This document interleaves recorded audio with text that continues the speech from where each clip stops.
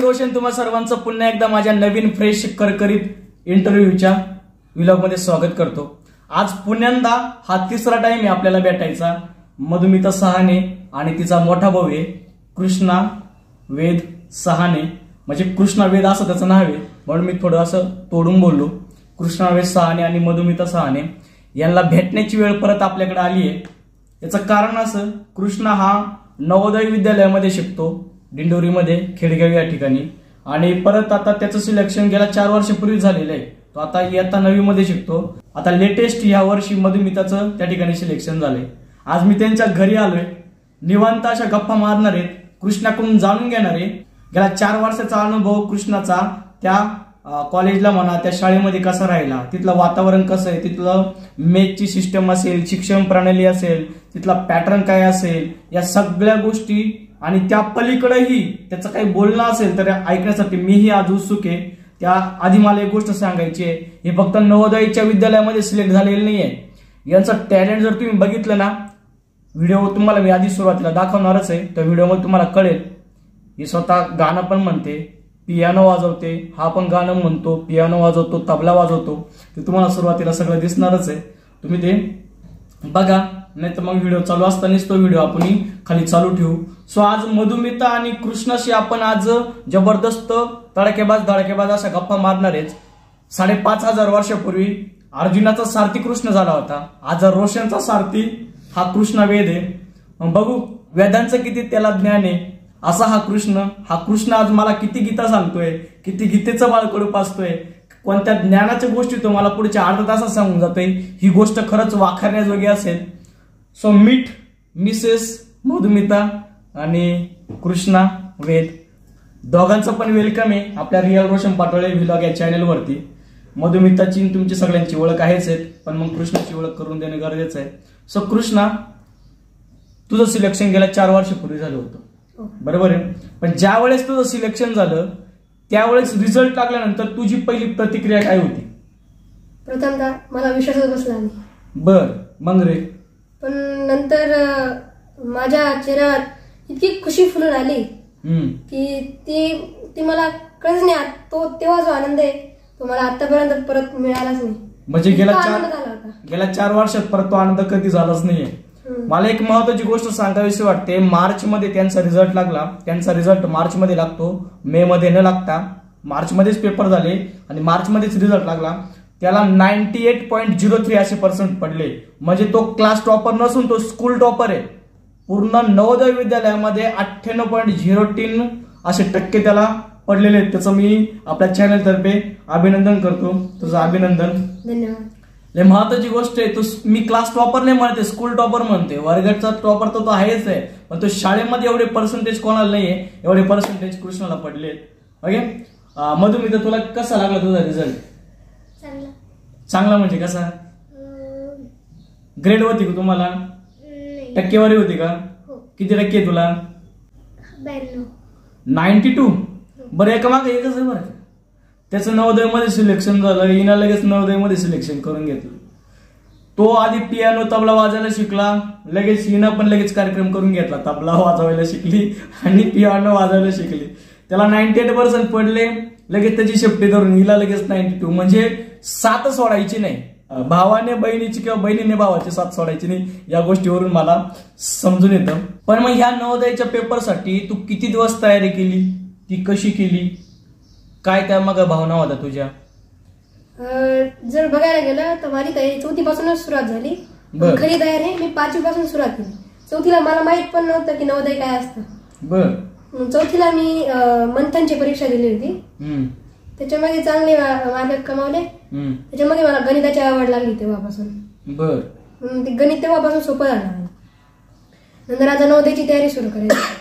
नवोदय मला काय माहित नव्हतं, वडील सांगायचे की नवोदय अशी स्कूल आहे, तू जर जिथं गेला तर तुला जवळपास तुझं ध्येय तुझ्यापर्यंत जाऊ शकतो, तुझ्या ध्येयापर्यंत जाऊ शकतो, अशी ती चांगली शाळा आहे, त्याच्यासाठी प्रयत्न कर, तिथं लागायचंच आहे।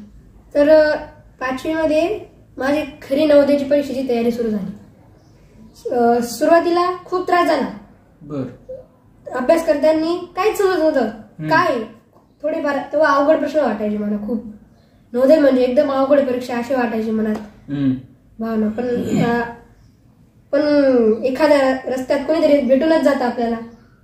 मग तसेच माझे जसं मुसळगाव या शाळेत ऍडमिशन झालं तिथं मला माझे एकदम प्रेमळ शिक्षक भेटले, त्यांनी मला मार्गदर्शन केलं आणि नवोदयमध्ये मला पास होण्यास त्यांनी खूप मदत केली. बरं, तुला 100 पैकी किती मार्क होते? 100 पैकी 97. बर, 100 आउट ऑफ 97 मार्क्स होते. गुड. तुला किती बाई मधुमिता आता? 90.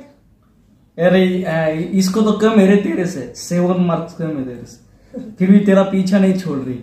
तुला 97 आहे, तिला 90 आहे, फिर भी पीछा नाही छोड़ रही. आता लेटेस्ट तुला जवळपास 98%, तिला 92%. म्हणजे फक्त दोघांच्या मार्कांमध्ये फक्त 7 आणि 8 मार्काचा फरक आहे. पण नवोदयची तयारी करत असताना तू तिला कशा प्रकारे मदत केली? आता जेव्हा नवोदयची तयारी चालू होती तेव्हा तर मी शाळेत राहायचो, ती घरी असायची.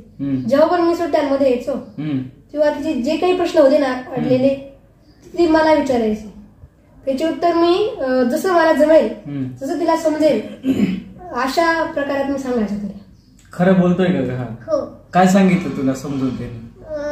जास्त करून मला गणित विषय हा म्हणजे आवडत नव्हता, पण नंतर नवोदयची प्रॅक्टिस करून तो आवडायला लागला. पण त्याच्यातले काही अवघड प्रश्न होते ते मला येत नव्हते. मग दादा जेव्हा सुट्ट्यांमध्ये घरी यायचा ना, मग मी तेव्हा दादाला विचारायचे. जर दादाला ते आले नाही तर मग मी पप्पांनाच विचारायचे. बर, मग तुझी अभ्यासाची स्ट्रॅटेजी कशी होती 4 वर्षापूर्वी? अभ्यासात मला खरं मार्गदर्शन माझ्या वडिलांनी केलं. त्यांना मी माझं श्रेय देतो, पूर्ण श्रेय त्यांनाच देतो. नंतर शिक्षकांनी दिलं, पण त्यांच्यामुळं मला स्वतः अभ्यास करायची सवय लागली. पहिले स्टेट बोर्डचं कसं होतं, सोपं राहायचं, एकदा वाचला घेऊन जायचं. पण आता हे थोडं मला परत पहिल्यांदाच स्पर्धा परीक्षा एकदम मोठी जर काहीतरी भेटणार होतं मला, अशी द्यायला चाललो होतो तेव्हा त्याची तयारी माझ्या पप्पांनी केली. गेल्या 4 वर्षापासून तू आता नवोदय विद्यालय खेडेगाव या ठिकाणी शिकतोय. या 4 वर्षामध्ये तुला कोणता अनुभव आला? चांगला अनुभव असेल, वाईट अनुभव असेल? नवोदय म्हणजे अनुभवाचं सगळं भांडारच आहे. वा. म्हणजे आता आपल्याला पहिले जगात जायचं असेल ते पहिले नवोदयमध्ये या. पूर्ण हे नवोदय म्हणजे जगाचं मिनिएचर फॉर्म आहे. त्याच्यामध्ये जर आपण गेलो तर जगाचे सर्व अनुभव येतात. आणि इथं जेव्हा आपण पूर्वतयारी करतो तर जगाला भेटायला आपण घाबरत नाही. वा. हा सगळ्यात महत्वाचा. म्हणजे नवोदय हे असं मोठं वर्ल्ड आहे, बरोबर आहे, ज्या ठिकाणी आपण एक छोटा बिंदू म्हणून गेलो, तिथं राहिलो आणि आपल्याला अजून खूप काही गोष्टी शिकायच्या आहे, खूप काही संघर्ष करायचा आहे, खूप प्रॉब्लेम आपल्याला फेस करायचे. ही गोष्ट तू त्याच्यातून शिकला. एकंदरीत मी प्रत्येक नवोदयचे इंटरव्ह्यू घेतलेल्या मुलाला प्रश्न विचारलाय, तो मी तुला परत विचारतो. हा पेपर किती मार्कचा असतो आणि त्याच्यामध्ये किती भाग असतात? आणि तू कोणकोणत्या पब्लिकेशनचे बुक वाचले आहेत? कशा प्रकारे कोणते पुस्तकं तुझ्याकडे होते? नवोदयचा पेपर 100 मार्क्सचा असतो. 80 प्रश्न असतात आणि 3 विभाग असतात. बर. एक मानसिक क्षमता चाचणी, गणित आणि भाषा. बर. मानसिक क्षमता चाचणीमध्ये 50 मार्काची असते. गणित आणि भाषा 25 मार्काचे असतात. मानसिक क्षमता चाचणीमध्ये 40 प्रश्न असतात आणि गणित आणि भाषेमध्ये 20 प्रश्न असतात. आणि त्याच्यात पब्लिकेशन कोणते यूज केलं तू? कोणते पुस्तक यूज केले? मी बरेचसे पब्लिकेशन यूज केले. एक विद्याभारती पब्लिकेशन होतं, एक नवनीत होतं. हे नवोदयचे तर केले मी. बाकी माझ्या पप्पांचे त्यांचे शिक्षणाच्या आधी पडलेले होते, टीईटीचे होते, परत बीएडचे होते त्यांचे. बर. म्हणजे तू एक्स्ट्रा नॉलेज साठी ते पुस्तक यूज केलेत. वा. आता हे झालं तुझ्या त्या स्ट्रॅटेजी बद्दल, तुझे पब्लिकेशन. तू दिवसातून किती तास अभ्यास करायचा? ते तर काय फिक्स नव्हतं. आता जेव्हा परीक्षा जवळ गेली तसं त्याचा अभ्यासाचं काम मी थोडं कमी केलं. अच्छा. त्या वेळेमध्ये जेवढं जास्त मला माझ्या मनाला मोकळं राहता येईल तेवढा प्रयत्न केला. वा. म्हणजे परीक्षेत मला काही ताण नको. त्याच्या आधी खूप तास मी अभ्यास करायचो, जवळपास 5-6 तास. वा, एक गोष्ट सांगण्यासारखी आहे, युद्धाच्या आधी काय तयारी करायची, काय प्रॅक्टिस करायची तेवढी तयारी करून घ्या, प्रॅक्टिस करून घ्या. नंतर युद्धाच्या तयारीत तुम्हाला प्रॅक्टिसला वेळ भेटणार नाही, स्वतःचं तोंड बघायला सुद्धा वेळ भेटणार नाही. डायरेक्ट तलवार घ्यायची, डाल घ्यायची, लढायला चालू होऊन जायचं. बरोबर की नाही? तू केलंय का असं काही? जे दिवशी नवोदयाची परीक्षा होती तेव्हा मी फक्त लेट उठली होती. लेट उठली होती? आणि नाहीच होती तो बी चालताना झोपलंच पाहिजे असं काही होतं का? ओके, आता ही सगळी चर्चा तुझ्या अभ्यासावरती झाली. आता तिच्याशी तर मी 15-20 मिनिटाचा व्हिडिओमध्ये आम्ही भरपूर गोष्टी बोललेलो आहे. आता तिला तो अनुभव नाहीये नवोदय विद्यालयाचा, तू 4 वर्षापासून अनुभव घेतोय. मला थोडंसं तिथलं आहे ना वातावरण समजून सांग, शिक्षण प्रणाली समजून सांग. गेला 4 वर्षाचा अनुभव आहे, काय सांगशील? तिथे 6वी ते 12वी वर्ग आहेत. ओके. 6वी ते 10वी पर्यंत 2-2 तुकडे आहेत. ओके. अ आणि ब. 11वी 12वी एक क्लास आहे, सायन्स आहे, सायन्स विषय फक्त, आर्ट आणि कॉमर्स नाहीये. 11वी 12वी मध्ये सायन्स फक्त शिकवतात. त्याच्यामध्ये त्याची काही तुकडी नाहीये, एकच तुकडी आहे. एकच तुकडी आहे. नंतर 6वी मध्ये अ ब, 7वी मध्ये अ ब, 8वी मध्ये अ ब. हे जे क्लासेस मिळून ज्युनियर क्लासेस हा ग्रुप बनवला आहे, ज्युनियर क्लासेस. आणि 9वी ते 12वी पर्यंत सिनियर क्लासेस, असे ग्रुप्स आहेत. आता त्याप्रमाणे मुलं जिथे राहतात, मुलांचे जिथे सदन होते त्या सदनांना 4 सदनांमध्ये डिवाइड केलेले आहे. त्या सदनांची नावं पण आपल्या देशातल्या काही प्रसिद्ध पर्वतांवर दिलेली. एकाचं नाव अरावली, निलगिरी, शिवालिक, उदयगिरी असे 4 हाऊसेस नाव आहेत. अरावली आणि शिवालिक या हाऊसेस जे मुलं आहेत ते अ डिव्हिजन मध्ये जातात. आणि निलगिरी आणि उदयगिरी हाऊस मधली मुलं ब डिव्हिजन मध्ये जातात. अशी ते अ ब ची डिव्हिजन बनवलेली. त्याच्यामध्ये पर्सेंटेज वगैरे काय बघत नाही, जसं जसं हाऊस भेटेल तसं हे देतात. मग आता हा जो छोटा पॅक बडा दामा इथं बसलाय तो निलगिरी पर्वतात जाईल का अरावली पर्वतात जाईल? शिवालिक भेटलं. शिवालिक मध्ये भेटली, म्हणजे शिवालिक मध्ये तुझी जागा झाली का? बर, वा. आता तू कधी जाणार आहे? बोलवलं होतं आता 10 दिवस राहून आली. 10 दिवस तू तिथं राहून आली? काय केलं का 10 दिवस तिथं? त्यांना काही शिकवलं तर नाही, पण त्यांना इंट्रोडक्शन करून दिलं शाळेशी. पण 10 दिवस तू तिथं म्हणजे मुक्कामालाच होती का? काय केलं का बाई? करमत होतं का? मग मजा येत होती तिथं? काय केलं मला थोडं समजून सांगा. आय एम सो, मला मी एक्साइटेड झालोय. काय झालं तिथे नेमकं 10 दिवसात? काय केलं तू? उठायचं टायमिंग सांग, झोपायचं टायमिंग सांग, जेवायचं टायमिंग सांग, काय केलं? एवढी लहान पोर एखाद्या खेडेगावात जातीये, तिथं राहतीये, 10 दिवस राहतीये, कधी घराच्या बाहेर पडली नाही, 4 भिंती पलीकडचं तिला कधी जग माहिती नाही, ती अचानक परीसारखी उडून गेलीये. How it is possible? सांग मला थोडं समजून सांग बरं ते. तिथं सकाळी 5 वाजता उठायचं असतं. बर. पण मला सवय झाली, मी 4:30 उठायची. बर.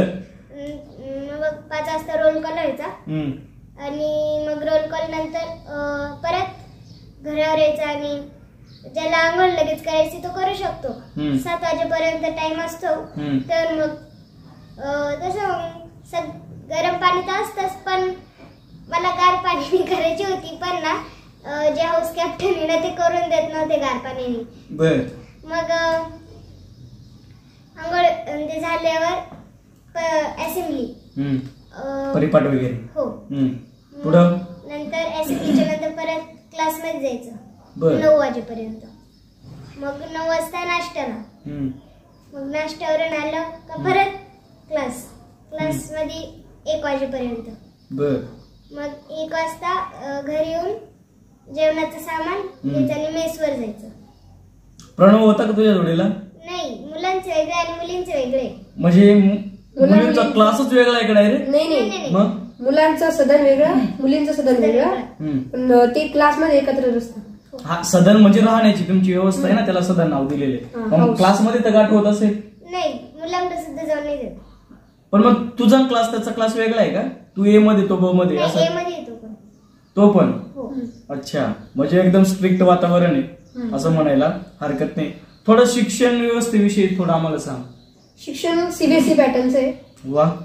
ही आयडिया राजीव गांधींना आली होती, कारण की तिने फक्त बघितलं स्टेट बोर्डच करतायत मुलं, फक्त तर गरिबांना सीबीएसई बोर्डचं काहीच भेटत नाही. म्हणून त्यांनी नवोदयची संकल्पना काढली. त्याला पहिले अमरावती आणि हरियाणामध्ये कुठेतरी स्थापन केले पहिली नवोदय. नंतर तिथून जशी सुरुवात झाली ते पूर्ण आता भारतामध्ये पसरली, अंदमान पर्यंत पण गेलेली नवोदय. बरं, मेस वगैरे कशी व्यवस्था असते तिथं? मेसचं रुटीन फिक्स असतं, कोणत्या दिवशी काय बनवायचं. सकाळी नाश्ता असतो 9 वाजता.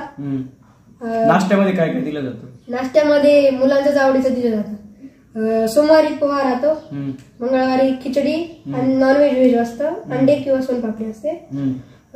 बुधवारी वडापाव असतो, गुरुवारी इडली असते, इडली सांबर.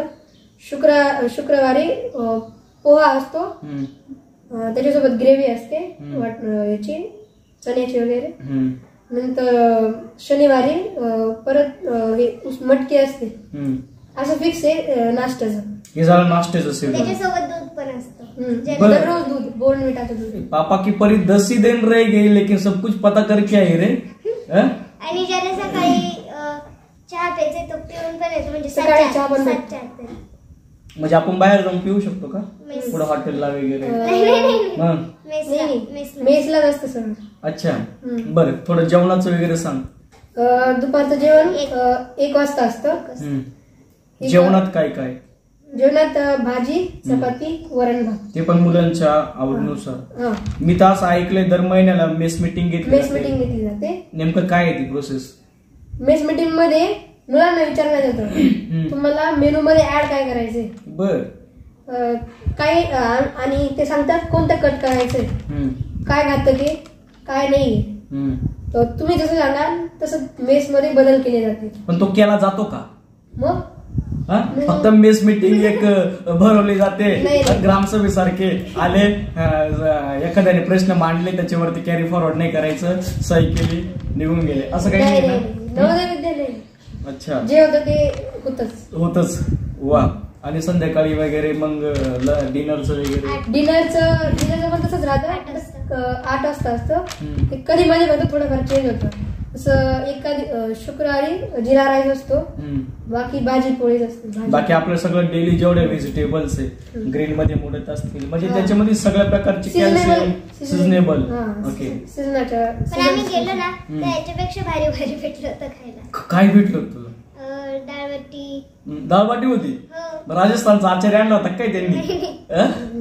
मग परत त्याच्यासोबत आईस्क्रीम पण भेटली होती. बर, मग तर काय डेव्हलप जास्त केली, मेस मध्ये डेव्हलपमेंट जास्त झाली. असं वाटणार नाही मेस येते, असं वाटत कॅन्टीन आहे एखादं. मेस मध्ये साऊंड वगैरे लावले, सगळे एकदम शांत चित्ताने जेवतात. सगळ्यांना एकदम छान स्वस्त आहे सगळं, जेवण पण एकदम स्वच्छ. आणि तिथूनच भेटतात आपल्याला मेस मधून, ते आपण धुवून टाकायचे. आणि कपडे वगैरे आपल्याच धुवायला लागत असतील. फक्त दररोजची तू गेला होता का धोबी लावून घेतली? तसं नाही चालत. मग आता काय करायचं, तू गेली त्याला जोडी, तुझे पण कपडे तू धुवायचे त्याचे पण कपडे मी नाही धुणार का? Is your brother. पण तिकडे जात येत नाही ना मला इकडं. ऐसी बात आहे क्या? आज समजा जर जायला भेटला असतं तू त्याचे कपडे धुतले असते का? बर वा, धुतले असते जर माझे धुवून झाले असते तर. चांगली गोष्ट आहे ती. आता जाणार आहे. सगळ्या गोष्टी बोलल्या आपण, शिक्षण प्रणाली असेल. त्याच्यानंतर महत्वाची गोष्ट या 4 वर्षामध्ये तुला मागाशी बोलता बोलता मला एक गोष्ट सांगितली होती, ती गोष्ट तू प्रेक्षकांना पण सांगावी. एकदम भारी वाटली तुला तिथली. नवोदयची विशेष गोष्ट म्हणजे तिथली मायग्रेशनची व्यवस्था असते. वा, मायग्रेशन म्हणजे स्थलांतर म्हणतो बरं का आपण, एका ठिकाणावरून दुसऱ्या ठिकाणी जाणे म्हणजे मायग्रेशन. पुढं याच्यामध्ये 9वी मध्ये मायग्रेशनचे चान्स भेटतो. इथले विद्यार्थी, इथले 24 विद्यार्थी राजस्थानला 1 वर्षभर शिकायला जातात. बर. इथलं मायग्रेशन नवोदय, ह्या खेडगावच्या नवोदयाचं मायग्रेशनचं स्थळ राजस्थानमध्ये पल्लूचं नवोदय आहे, हनुमानगड तिथलं आहे. इथून ते तिथं जातात, तिथले मुलं इकडे येतात असं मायग्रेनची व्यवस्था फक्त नवोदयमध्ये सापडेल तुम्हाला, बाकी कोणत्याच याच्यामध्ये नाही, विद्यालयात म्हणजे ते कोणत्याही इयत्तेला करतात वगैरे असं काही नाही, फक्त 9वीलाच होते. 9वीलाच? हो. मग तू यावर्षी तुझं मायग्रेशन होईल का? मी सिलेक्ट झालो होतो, पण मी नकार दिला. म्हणजे सिलेक्ट साठी काय असतं, पेपर वगैरे द्यावा लागतो का? नाही, मग आपल्या मागच्या वर्षीच्या पर्सेंटेजवर सिलेक्ट करतो. अच्छा, म्हणजे किती महत्वाची गोष्ट आहे. मायग्रेशन हा शब्दच म्हणजे ना अंगाला काटा येऊन जातो बरं का. कारण की खेडगावामधून आपले पोर राजस्थानला पाठवायचे, ते हनुमानगड नगर वगैरे, हनुमानगड वगैरे या ठिकाणी. ही महत्वाची गोष्ट आहे आपल्याला बाहेरच्या स्टेटमध्ये जाण्याची. पण त्याचा पण नंबर लागला होता, पण त्याने आता he is the school topper. Okay, त्याच्यामुळे त्याचं सिलेक्शन होणं साहजिकच आहे. बरं ठीक आहे, चला या सगळ्या गोष्टींची चर्चा झाली आहे. तू आतापर्यंत भरपूर पुस्तक मी तुझ्या घरात आल्यानंतर मला दिसले. कोणकोणते भारी भारी पुस्तकं तू वाचलेत?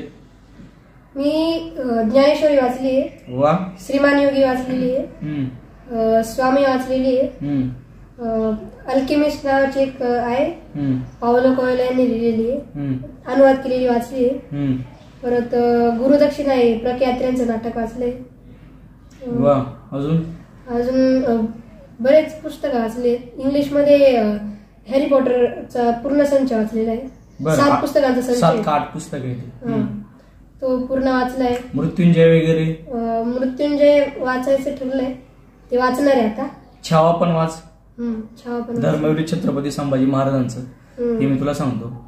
ओके, बरेचसे पुस्तकं वाचलेत तू. मग एका लाईनी जर सांगायचं झालं तर तू या सगळ्या पुस्तकांमध्ये काय शिकला?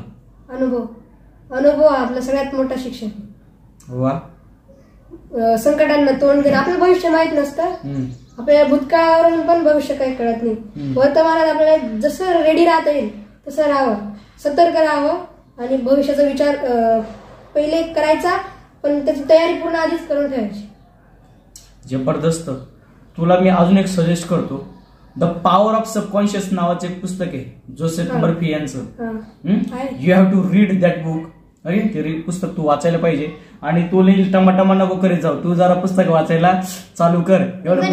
मी ते पप्पांनी वाचलं होतं, ते त्याचा Joseph Murphy, the power of unconscious mind, subconscious mind, अचेतन मनाची शक्ती. मी बाकी प्रेक्षकांना पण सांगतो, the power of subconscious mind, Joseph Murphy यांचं ते पुस्तक आहे. मराठी अनुवाद आहे त्याचा अवेलेबल मार्केटमध्ये, ते मागवा. तुमच्या माइंडला जे तुम्ही सिग्नल देशाल ना, ते तुम्ही भविष्यात घडशाल. स्पष्ट भाषेमध्ये पूर्ण मी एकाच सेंटेन्स मध्ये सांगितलं, एवढं जबरदस्त आहे. तू कोणकोणते पुस्तक वाचले? गुरुदक्षिणा. अजून? अपूर्वाई.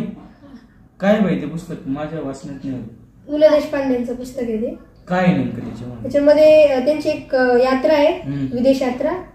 त्याच्यामध्ये त्यांच्यासोबत घडलेले विनोदी प्रसंग त्यांनी त्याच्यात सांगितले, अपूर्वाई. अच्छा, अजून कोणती वाचली तू? आता ज्ञानेश्वरी आहे. बरं, एवढे 2-3 पुस्तकं जे वाचले त्याच्यात तू काय शिकली? मी फक्त वाचत राहिले. What you learn from that books? Nothing. काय नाही ते. अरे तू वाचते ही महत्वाची गोष्ट आहे. ये तो बच्चा है, अभी तो ये छोटा बच्चा है. अभी नवोदय जाएगा, वहां पे खेलेगा, कूदेगा, बड़ा होएगा. समाप्तीकडे येऊया. आजकाल जे नवोदयची तयारी करतायत जे मुलं, त्यांना तू काय सल्ला देशील? आता त्यांच्या समोर जे ध्येय आहे, त्यांना जे मार्गदर्शन करतायत, फक्त नम्र राहा बस. वा, फक्त नम्र राहा त्यांच्यासोबत. आणि जर तुम्ही नवोदयला पास झाले, कोणाला चिडवायचं नाही. आहे देवाची कृपा झालेली आहे, नम्र राहायचं. जितकं नम्र राहते तितकं नम्र राहायचं. खतरनाक. सगळ्यात जबरदस्त आतापर्यंत सल्ला जर मला कोणी दिला असेल ना, तो कृष्ण वेदाने दिलाय बरं का. कारण की मला खरंच असं वाटायला लागलंय, खरंच मी ज्ञान घेण्यासाठी आज त्याच्याकडे आलोय आणि तो माझा सारथी झालाय. रोशनच्या जीवनात जर प्रकाश टाकायचा गेल्या अर्ध्या तासापासून जर कोणी काम करीत असेल ना, तर तो कृष्ण आहे. आज मी धनुर्धारी जरी अर्जुन बसलेला असेल, पण माझा सारथी आज कृष्ण आहे. ही खूप महत्वाची गोष्ट आहे. मला एक प्रश्न पडले. काय ग बाई? तुमच्या नावाचा अर्थ काय? माझ्या नावाचा अर्थ? रोशन या नावाचा अर्थ आहे प्रकाश. जो अंधकाराकडून प्रकाशाकडे जाण्याचा प्रयत्न करतो, बरोबर आहे. तिमिराकडून उजेडाकडे जाण्याचा प्रयत्न करतो. बरोबर आहे. म्हणजेच रोशन, मला कुणी आजपर्यंत प्रश्न विचारला नाही, तू प्रश्न विचारलाय, मला आनंद झाला बरं का. एक जण आहे तो. तुम्ही मुलाखत कावर घेता? मला लोकांशी संवाद करायला खूप आवडतं, लोकांच्या भावना जाणून घ्यायला खूप आवडतात, मुलांची सुप्त गुण जागे करायला खूप आवडतं. कारण की आईबापांना सध्या ती सवड नाहीये. ज्यावेळेस आईबाप एखाद्या कंपनीत निघून जातात त्यावेळेस मुलगा झोपलेला असतो, ज्यावेळेस आईबाप कंपनीतून येतात त्यावेळेस पण मुलगा झोपलेलाच असतो. मग मुलांशी बोलायचं कुणी? मग माझा वेळ काढतोय, त्या मुलांना भेटतोय, मी त्यांना बोलतं करतोय, त्याला चालतं करतोय, त्यांना प्रश्न विचारतोय, त्यांच्यातले सुप्त गुण जागा करण्याचा प्रयत्न करतोय, हालून जागा करण्याचा प्रयत्न करतोय की मुलांना उठा आणि जो अंधकार तुमच्या जीवनात आलाय, तिमिराकडे जाण्याची वेळ आली, त्याच्याकडे जाण्याची वेळ आली. तुमचं नाव रोशन असं का ठेवलं? माझं नाव रोशन का ठेवलंय यार, मी तो पूछना पडेगा यार घरवाल्यांचं. कदाचित त्यांना कळालं असेल की हा जीवनात खूप रोशन होणार आहे, खूप प्रकाश लोकांना देण्याचा प्रयत्न करणार आहे, हे त्यांना कदाचित 20, 30, 25 एक वर्षापूर्वी कळालं असेल, म्हणून कदाचित त्यांनी माझं नाव रोशन ठेवलं असेल. अजून काही प्रश्न आहे? तुम्ही तुमच्या मनात असा विचार नाही आला का की लोकांनी आपल्याकडे येऊन आपली मुलाखत घ्यावी असं आपण आहे ना? एक युट्यूबवर येत आहेत ना, ते क्वेश्चन काढायला, त्यांना असा प्रश्न पडला की रोशनला विचारायला प्रश्न काय काढावे, हा एवढा बोलतो, याला विचारायला प्रश्न काय काढावेत असा प्रश्न त्याला पडलाय. मग गेला तो 15 दिवसापासून आहे ना, माझं त्याचं बोलणं झालं, तो प्रश्नच काढतोय. कळलं तुला? तो अजून प्रश्न काढतोय की याला प्रश्न काय विचारावा. तो मला म्हणे प्रश्न काढून द्या. म्हटलं दादा प्रश्न तू विचारणार आहे, प्रश्न तूच काढ, येईल तो लवकरच ती मुलाखत येईल. मला पण आनंद आहे. I am so excited about that thing. Someone came in my house and taking interview. He will definitely ask me some questions, I will give answer of that questions. म्हणजे मला पण मजा येणार आहे, लेकिन देखेंगे. तू 15 दिवसापासून काय क्वेश्चन करत असेल तर देव जाणो. बरं, या गोष्टीकडून आपण परत इंटरव्ह्यू वरती येऊयात. तुम्ही काम कधीपासून सुरू केलं? भाई मला आवड आहे. हम जहाँ पे भी बैठते ना वहाँ पे चालू हो जाते. बरं, या प्रश्नाला विचार गेला अर्धा तास तुम्ही घरात नव्हते, त्याच्या आधीच मी त्याचं चालू केलं होतं. मी प्रश्न विचारत होत्या. काय होतं माहिती का, प्रश्न विचारले पाहिजे मुलांना. मी पण सगळ्यांना सांगतो, घरच्या पोरांना प्रश्न विचारले पाहिजे, पोरांना बोलतं करा. मोबाईलमुळे जे मुलांचा सपाटा जो झालाय ना, त्याचं वाटोळं झालंय मुलांचं. मुलांना बोलतं करा. ज्यांचे मुलं बोलत नसेल ना, त्यांनी मला फोन करा, मी डेफिनेटली त्यांना बोलायला शिकवतो. आपल्या लहानपणापासूनच होती का? कदाचित असेल, तो जीन्स म्हणतात ना, जीन्स मध्येच आहे, घरच्यांपासूनच आहे. मम्मी अनुवांशिक जेनेटिक प्रॉब्लेम त्याला म्हणतो, ते मम्मी पप्पापासूनच आहे. समाप्तीकडे आलोय. आता प्रश्न विचारायचा असेल तर आपण सेपरेट बसू. ओके, माझा शेवटचा प्रश्न तुला असा आहे, तुझं ध्येय काय आहे? माझं सध्या ध्येय IAS ऑफिसर बनण्याचं आहे. वा. पण भविष्यात मी जे पण काही बनेल, ज्या पण क्षेत्रात जाईल, त्या क्षेत्रामध्ये माझा बेस्ट देण्याचा प्रयत्न करेल. You will be definitely superstar in your life. आणि हे माझं विश असेल. तुझं काय बाई? मला सिंगर पण बनायचंय आणि ना डॉक्टर पण बनायचंय. नाही यार, एक पकड के चल नाही यार, यायचं डॉक्टर. नाही महत्वाची गोष्ट आहे ही. सुप्त गुण जागे झाले पाहिजे. गाणं म्हणते का सोपी गोष्ट नाही आहे ती. जोक मध्ये बोललो मी, पण सिंगर पण हो आणि डॉक्टर पण हो. असे भरपूर डॉक्टर आहेत, त्यांनी डॉक्टरकी सोडून दिली नंतर सिंगर झाले. असे भरपूर सिंगर आहेत, त्यांनी सिंगरकी सोडून नंतर डॉक्टर झाले. ते गरजेचं आहे. पोरांना बोलतं करा. आणि हे दोघं जे भाऊ बहीण आहेत हे लोकांसाठी आदर्श आहेत. त्यांचा पियानो वाजवणं असेल, त्यांचा तबला वाजवणं असेल, त्यांची सिंगिंगची कॉम्पिटिशन असेल, तुम्ही तो व्हिडिओ बघितलाच असेल, तुम्हाला ते कळेल. बघा, आपल्या पोरांना बोलतं करा, आपल्या पोरांना नॉलेजेबल करा. नॉलेजलेस तरुण घडू नका. वो क्या होता है, चाबुक के डर से गधा भी खुर्ची पे बैठ नहीं जाता है. बरोबर की नाही? आपण को जंगल के शेर बनना है, सर्कस के नाही. ही गोष्ट लक्षात ठेवा. आणि हे जे दोघं जे आहेत हे मला सर्कस मधले नाही, खरे जंगलाचे शेर वाटतायत. आणि असे जंगलाचे शेर घडवण्याचा प्रयत्न तुम्ही करा. आनंद झाला मला. तू माझा सारथी आज झाला. नाही, खरंच आज माझा सारथी झाला. आणि मधुमिताशी माझी 3री वेळ आहे. आता चांगली बोलते हे सगळ्यांनाच माहिती आहे. त्यांचा एक व्हिडिओ चांगला व्हायरल झालाय. माझ्या मते 2 दिवसात परत मी 10 लाख ते 12 लाखाची इम्प्रेशन युट्यूब कडून त्याच्यावरती पडले. 40,000 त्याच्यावरती व्ह्यूज आलेत. चांगला रिस्पॉन्स त्यांच्या व्हिडिओला भेटलाय. असाच रिस्पॉन्स दोघांचा जो सारथी आहे आज माझा आमच्या दोघांचा जो सारथी आहे कृष्णा, आमच्या व्हिडिओला पडावा, चांगले इम्प्रेशन पडावेत, चांगल्या व्ह्यूज या व्हिडिओला यावा आणि तुम्ही दोघांनी जो मला वेळ दिलाय तो माझ्या जीवनासाठी खूप महत्वाचा असेल. कदाचित जर त्या इंटरव्ह्यू घ्यायला तो इंटरव्ह्यू युट्यूबवर आला तर नक्कीच त्या इंटरव्ह्यू मध्ये दोघांचा उल्लेख मी करेन, कारण की आतापर्यंत सगळ्यात भारी आणि नॉलेजेबल जी मला वाटली असेल तर ती फक्त ही इंटरव्ह्यू होती. सो चला आजच्या व्लॉगला इथंच एंड करूयात, आजच्या इंटरव्ह्यूला इथंच एंड करूयात. भेटूया पुढच्या व्लॉगमध्ये. तोपर्यंत हसत राहा, खेळत राहा, आनंद राहा, काळजी घ्या, सुरक्षित राहा. कोणाला काही बोलायचंय? आपल्या व्ह्युअर्सला काय सांगाल तुम्ही? तू काय सांगशील? मला स्विचर सांगायचं. सांग ना. Arise, awake and don't stop till the goal is reached. वा, उठा, जागे व्हा आणि तोपर्यंत थांबू नका जोपर्यंत तुमचे स्वप्न पूर्ण होत नाही. वा, awake, arise, wake up and go to your hell. नाही, go to your dream. Don't stop. थांबू नका, तुमच्या ध्येयाकडे पळा. तुमच्या ध्येयाकडे रीच म्हणजेच पोहोचणे, ध्येय.